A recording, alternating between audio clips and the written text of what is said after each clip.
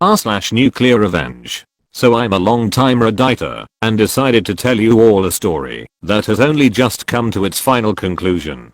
I have created a secondary Reddit account specifically for this, as I want to protect those that are not a part of the Reddit community and change the names of all involved. Originally posted to r/rRevenge, but was asked to post it here instead due to the nature of one of the revenge acts. Apologies if there is any spelling or grammar mistakes. TL. Doctor will be at the bottom, but hold on to your hats, this is going to be a long one. Backstory. Incoming sadness. My wife Rachel and I grew up in a largish town of close to 30,000 people. We knew each other at an early age, roughly 6 or 7, can't specifically remember. We were practically inseparable. At 16, we started dating each other. When we turned 18, we moved away for work in a city just a few hours drive away. By 20, we were married and had bought our first house. At 22, we discovered that she was pregnant with a boy. It was then disaster struck. About 5 weeks before she was due to go on maternity leave, a large shelving unit collapsed and crushed her. I was told that both her and our child were killed instantly. 2 of her colleagues had also been injured in the accident, one left paralyzed, the other losing his leg after it had to be amputated. The company she was working for had, in a cost-cutting measure, decided to continue using old shelving that had been written off as unsafe instead of replacing it. I still haven't quite forgiven those executives and management personnel that made that decision, because they cut short the love of my life as well as killing our unborn child. It wasn't long after I was told I had a choice on how to proceed with what her company called compensation, but I called it blood money. They wanted to settle out of court to avoid a lawsuit. I, on the other hand, was out for their blood. Just to clarify here, this is not the revenge, this is still backstory. Fortunately, due to the coverage that it got, and involving several politicians, the case was settled quickly in court, roughly 3 years, in which the payout for all parties was close to 10 times the amount that they had initially offered. A lot of fines were given to them for breaches on work, health and safety, executives were sacked, others were jailed, etc. A story for another time maybe, when I feel comfortable sharing. In this time, I was still working my job in telecommunications. My mother, bless her soul, had moved in while all this was happening to help me. I think I would have fallen apart if she hadn't been as involved as she was. It was around this time I was offered a promotion, but it involved a lot of travel around the state. I made a request to have an office in my hometown's branch, as I wanted to not only take care of businesses in the state, but in my hometown also, as there was no business representative located there, to which they agreed. After a few months, we settled into a routine of 1 to 2 weeks in the city office, 1 week in my hometown, and 1 to 2 weeks visiting the rest of the state. After a year, I decided to buy a house in my hometown, so I wasn't having to stay at my parents' place every week, or so that I was home and that I could come and go as I pleased. This is important for later in the story. It is about 4 years later that our story begins. Sorry if the backstory was a bit long. I had just returned from one of my trips on Friday and was checking in some stuff at my office when Harry, the branch's managing director, walked in. We had grown up together also, but had gone to different schools, but since coming back had developed a very close friendship. He asked how things were, and then asked me if I wanted to come to a house party that he was having that evening. Short notice and all, but I said yes. I felt like a few drinks with friends were in order. It was there that Harry introduced me to Catherine. She was a new hire at the branch, where my hometown's office was located, and was getting to know everyone, being new in town. We hit it off immediately. As much of a cliché as it sounds, it was almost as if Rachel was in front of me, instead of Catherine. I won't bore you too much with the details, but after 2 years of dating, we decided to take the next step and she moved into my hometown's house. Everything up to this point had been going really well. Catherine and my parents got along, and Rachel's parents also approved and were happy that someone could make me just as happy as Rachel had done. All was going well for close to a year when things began to change. Skype sessions were cut short suddenly. Neighbors would tell me about how a car described to me like it was Harry's, was always seen parked in the back alley near my house. Whenever I was away, some clothes that weren't mine were in my wardrobe. All signs pointed to her cheating, but she said that nothing was happening. She said that Harry would come over occasionally to discuss business, etc., but never stayed the night. I chalked it up to me being paranoid and continued on as if nothing was wrong, but there was always this feeling that something wasn't right. It was close to 6 months after that I discovered that she had been lying to me. I had just finished closing a rather large contract with a new company and negotiations had wrapped up earlier than I had anticipated. So instead of sticking around for the next few days, I decided to pay for an early flight home and surprise everyone. Fast forward a few hours, and I drive into my hometown and down the alley behind my house so that I could get into the house without being seen and surprise Catherine.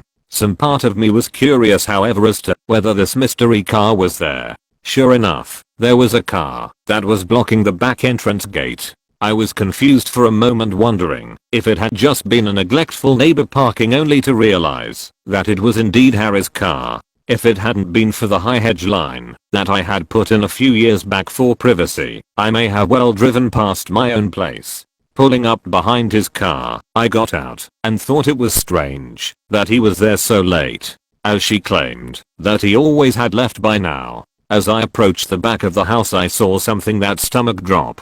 In my kitchen, Catherine and Harry were going at it hammer and tong. I froze. Time stopped. There was my close friend having sex on my kitchen bench with my girlfriend. I didn't know what to do. So many questions were running through my head. Was this real, or was I dreaming? Why were they having sex in my house? Feeling defeated, I turned and left without them seeing me. I sat in my car for what felt like an eternity. I was crying hard, but the sadness quickly turned into anger. The same kind of anger I felt towards those that were responsible for Rachel's death. I wanted to hurt them badly. As a pacifist, I don't believe in violence. It was then I knew I was going to punish them and destroy their lives. And what better time to start than now? I moved my car back up the alley, far enough away from my driveway that I could still see Harry's car, and then walked back to the gate where I could see into the house and called her phone. They were still going for it when it rang. They both looked at the caller ID and did a double take. When my name came up, I could see that she was considering answering it, and they let it ring out. After a few moments they were back into it again, and I dialed once again. This time she did answered. As she was answering, I hung up and made my way back to my car. As soon as I did, she called me back. She asked why I was calling as late as I was, and I told her that I was about 10 minutes from home and didn't want to scare her coming in. She, obviously, was shocked and acted happy that I was coming, and the call ended very quickly after she said she was going to get up and get changed into something. I said bye and hung up. A few moments later, Harry came peeling through the gate and still half naked, jumped into his car, took off like a bat out of hell. I smiled a little, knowing the fear that both of them would be feeling from being so close to being caught. I waited a few moments before turning my car into the same place Harry had been moments earlier. The night was fairly uneventful afterwards, and it wasn't until after she was asleep that I got up and went to my office down the hall. I couldn't sleep. I needed to plan, and plan I did. The revenge. My mother always taught me to be a pacifist and to allow cosmic karma to take its course. But on this occasion, I decided that karma could use a helping hand. I decided to punish them separately, but destroy both of them. I knew that Harry had a drug habit. Nothing major, but he kept it very private. I only knew about it accidentally after seeing some coke and weed left out in his place, but pretended I hadn't seen it when he had made attempts to cover it up. I began calling some of my more unsavory clientele and made a few discreet inquiries into obtaining some samples that they were willing to part with. A few days later, I had a decent enough stash for my plan to work. About a month later, I had friends, including Harry, around for a barbecue night. After making sure that I sufficiently liquored up Harry, I told him to stay the night and sleep it off. In the early hours of that morning, I took the drugs and an assortment of my personal belongings and placed them at various places around his car, with the biggest stash in his tire well confident that he wouldn't find them over the few months as the rest of my plan took effect, I locked the car up and went inside to sleep. I also placed some more drugs and personal items in his house after driving him home because he was still too drunk to drive. A few days later, I staged a break-in by smashing the back pane of my back door into my kitchen and leaving it open before heading back to the city for a flight. I had several messages the moment I landed. One from my clearly panicked mum, who had found the back door smashed open and had called the police. One from Catherine in tears, and one from the local police asking me to call. After returning all the calls, I informed the police I was away on business and that I would be back the following week to talk with them. While away, I got Catherine to stay with my parents until after I got back and asked my dad to organize one of the local security companies to install cameras and an alarm system after getting the go-ahead from the police as to not ruin the scene of the crime. After getting home, I did the usual "my god, I can't believe this has happened" and "why would anyone do this" routine. After doing a thorough check of everywhere, finding that the items I had taken were missing and filing a police report, I had the security company's rep talk Catherine and I through how the cameras and alarm system worked. Then came the question I had been waiting for. The question of what happens if we are doing some business and don't want it recorded. She acted a bit shy asking this question, but I knew exactly the reason she was asking. He assured us that this was a question he got asked a lot and we were shown on the home computer if we wanted to be doing things without it being recorded, how to stop the recording for certain cameras so that we could protect her modesty. As I was walking him out, I asked him if cameras were turned off, could a notification be sent out just as a security precaution. He came back in and helped me through how to set up email notifications and left shortly after. Fantastic. All I had to do was wait. At this stage, I approached r/legal advice for some help in relation to couples law in my country. I needed to make sure that my upcoming plan could legally be done and that I would not be forced to pay out any money or equity to Catherine, as I didn't know if we were classified as a de facto couple or not. Being the sole benefactor of Rachel's estate, I didn't want to be left with any nasty surprises where Catherine could take any of the estate away from me. Shout out to those guys and gals there as they helped me get in contact with a great lawyer who assured me, due to the fact that although we had been dating for close to 4 years, we had not been living together long enough to be classified as de facto, and because I was paying all the utilities on the property that she was living in and didn't pay rent, showed that she had no legal standing to make a financial claim against me. Just to be sure though, he drew up what I felt was a pretty ironclad document just in case there was any legal trouble. The following week, my work had approached me and offered me a promotion to move back to the city and run the team that I was a part of, meaning I wouldn't need to travel as often and be in the one location, and due to the success of being located in my hometown, that they were considering having 3 to 5 representatives spend 1 to 2 weeks in the larger surrounding towns, including my hometown, as a part of my team. I said yes and began the process of beginning my transfer, which would take about 6 weeks. Perfect. More than enough time to gather all my evidence. Upon getting back to my hometown the following week, I began to start in motion the rest of my plan. I asked Harry to approve 1 week's worth of vacation for Catherine for 2 weeks' time.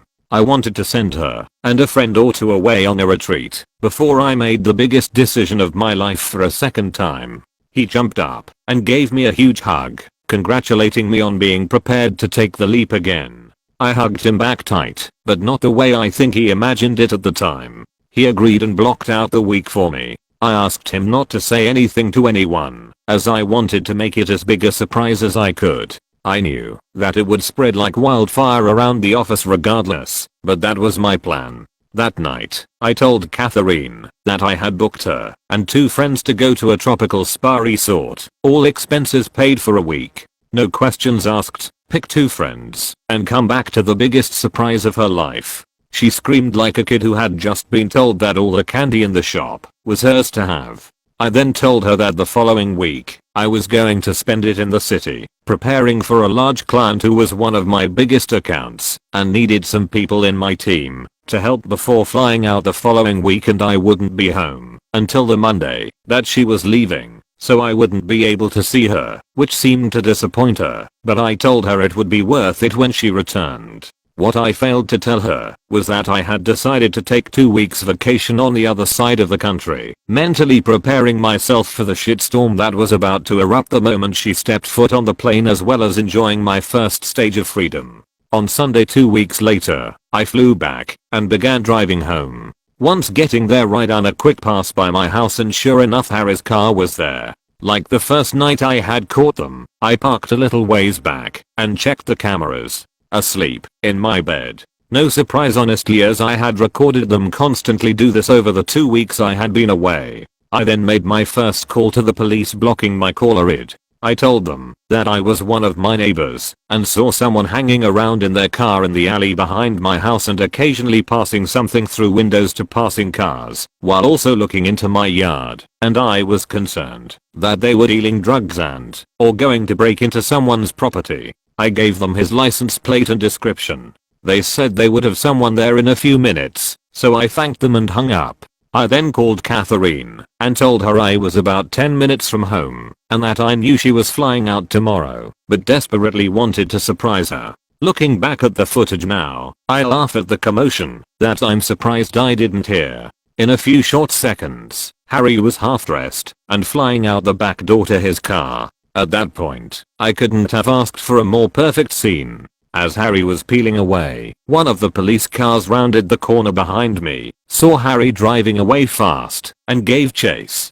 After pulling in, greeting an excited Catherine, and doing all the couple things, she fell asleep again. I, on the other hand, couldn't sleep a wink.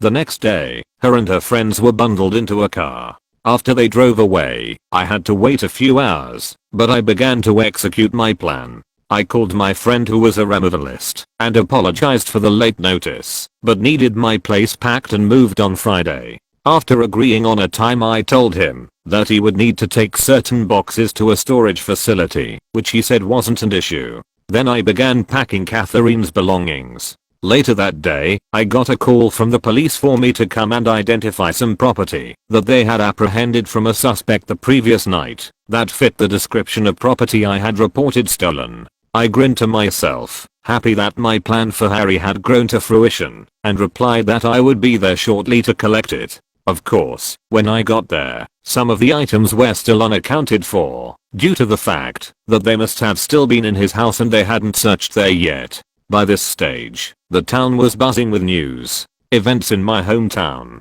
don't stay secret for long. Harry was disgraced and promptly fired for his possession of drugs and stolen property, and our respective bosses on behalf of the company had extended a formal apology towards me during the week. That night I went to my parents' house and told both mine and Rachel's parents what had happened, omitting certain details, and that I was moving back to the city after being promoted, but Catherine wouldn't be a part of it. They were pretty upset initially that I hadn't let them know what was going on, but were happy that I was handling everything maturely and hadn't sunk to their level. Thought they didn't agree with ghosting Catherine. But after some drinks, laughs and tears, I went home. On Friday afternoon, after a busy week of organizing cleaners for the following week, the real estate to put my house on the rental market, and various other tasks at my hometown's office, I packed some things into my car and drove to my parents' place and said goodbye before the drive. Before leaving, I went to Becky's house. Becky had been one of Rachel's closest friends growing up.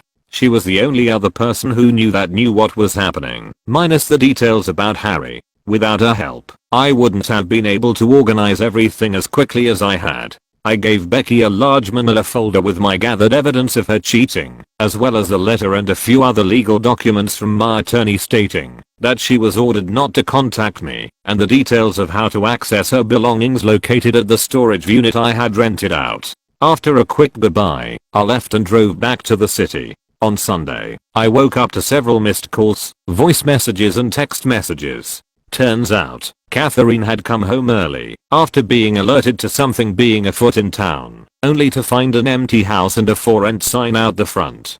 Freaking out, she had gone to my parents, who closed the door on her the moment that they answered, forcing her to call everyone, until she managed to somehow be contacted by Becky, and told that she had a package for her. I was told that she didn't take too well to that, as I fully well knew at that point from the numerous angry texts and voice messages from her accusing me of setting up Harry, of being deceitful, etc. I was worried that she might show up at my front door, but nothing ever happened. 5 weeks later, after leaving and being promoted, I write this out for you, dear reader. Granted, it's long, and it took a few rewrites to shorten it down from my initial 14 pages, double what this story is now, but I feel that most of what I said was important enough for the story. TL. Doctor, after my pregnant wife was killed in a workplace accident, I moved back to my hometown and connected with a woman who, after moving in with me, cheated on me with a close friend. I set him up to take the fall for drug possession, and after sending her away on a spa retreat, rented out my house and left town for a promotion while exposing her as a cheater. Edit. Obligatory thank you, and holy cow, this blew up.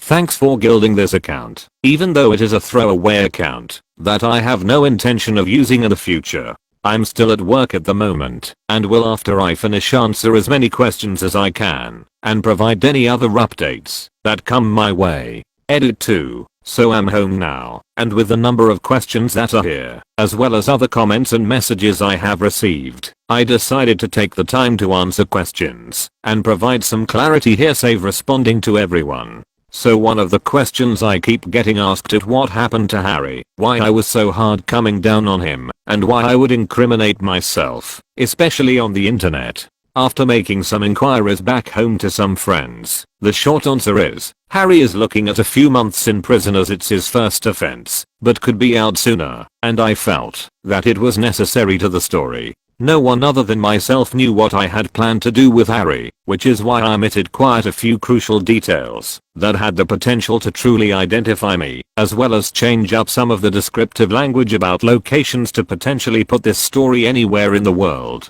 Just for clarification, there was already more than enough evidence in his own home. I just provided the means for the police to further investigate his activity in his home. That being said, I don't regret doing what I did to him, as he knew both Rachel and I growing up, and knew how hard it was for me to pick up my life after she died. For those also asking if I'm worried about Harry finding out and pointing the authorities in my direction, I know that he doesn't use Reddit. I know Catherine has an account, but I haven't seen any recent activity to state that she has been on in some time. As for other Reddit users, who knows? Most of the people I'm friends with on my main account may recognize this story if they come across it, but as for their browsing preferences outside the subreddits that we frequent on, I can't say. As for Catherine, people have questioned why I didn't do more to her, or why I stuck around for as long as I did. Honestly, I almost did kick her out after a few days, but I wanted to gather evidence and show proof of her cheating, so that everyone she knew would know what she had done.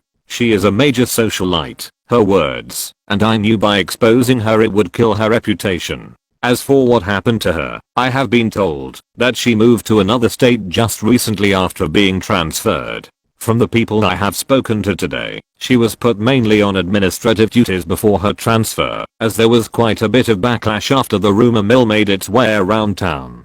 People have questioned the legality of what I did to her, moving all her stuff out, sending her and some friends away, spending a good amount on the trip, etc. Morally, I can see that it's a pretty dick move to build up her expectations of what she thought was going to happen. This, combined with killing her status around town, was my ultimate goal, to have her experience what it was like to have everything fall around you.